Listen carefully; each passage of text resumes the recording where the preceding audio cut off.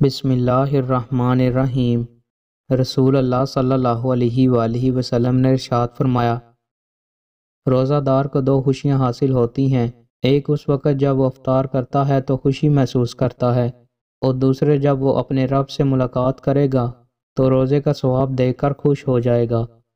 رسول اللہ صلی اللہ علیہ وآلہ وسلم نے ارشاد فرمایا، جنت کا ایک دروازہ صرف روزے داروں کے لیے مخصوص ہوگا، اس سے روزے داروں کے سوا کوئی اور نہیں گزرے گا۔ رسول اللہ صلی اللہ علیہ وآلہ وسلم نے ارشاد فرمایا، سحری کھاؤ کیونکہ سحری کھانے میں برکت ہے، یقیناً اللہ اور اس کے فرشتے سحری کھانے والوں پر درود بھیجتے ہیں۔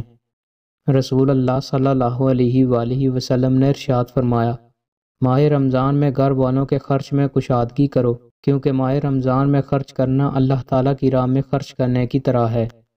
رسول اللہ صلی اللہ علیہ وآلہ وسلم نے ارشاد فرمایا، جس نے روزہ رکھ کر بھی بدزبانی اور جھوٹ نہ چھوڑا تو اللہ تعالیٰ کو اس کا کھانا پینا چھوڑ دینے کی کوئی ضرورت نہیں۔ رسول اللہ صلی اللہ علیہ وآلہ وسلم نے ارشاد فرمایا، جب رمضان کا مہینہ آتا ہے تو آسمان کے تمام دروازے کھول دیے جاتے ہیں، جہنم کے دروازے بند کر دیے جاتے ہیں، اور شیاطین کو زنجیروں سے جکڑ دیا جاتا ہے۔ رسول اللہ صلی اللہ علیہ وآلہ وسلم نے ارشاد فرمایا، روزہ دار کا سونا عبادت اور اس کی خاموشی تسبیح کرنا اور اس کی دعا قبول اور اس کا عمل مقبول ہوتا ہے۔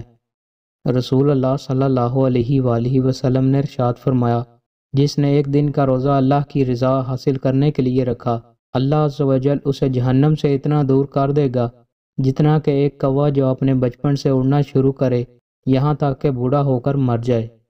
رسول اللہ صلی اللہ علیہ وآلہ وسلم نے ارشاد فرمایا، اللہ تعالیٰ فرماتا ہے کہ روزہ میرے لیے ہے اور میں اس کا اجر دوں گا۔